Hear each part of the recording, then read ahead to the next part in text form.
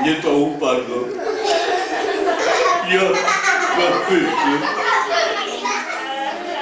Já co tam běž? Oj.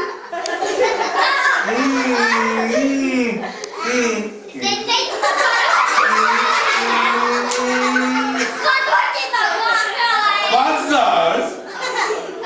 Dlouhý vlas nepatří mezi nás. Děcka, já vám ukážu něco s vlasem. Dívejte se, jo. Sledujte, jo. Předvedu vám kouzlo s vlasem, jo. Ja.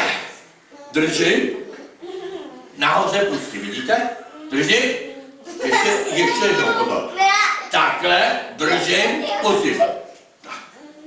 A teď vám převedu, jak takový vlas udělám, že bude delší.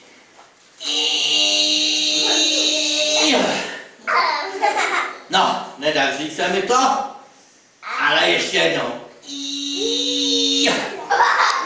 Přátelé, ale já ten vlas zmenším.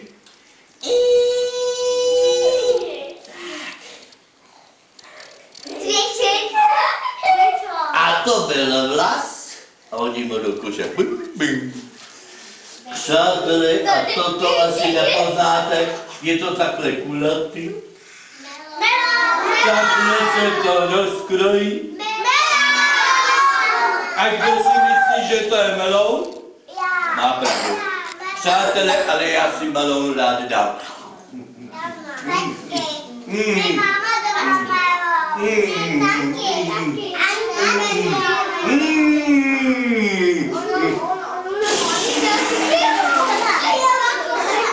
Děcka to byly pupecky. A když jsem si melounem. Je,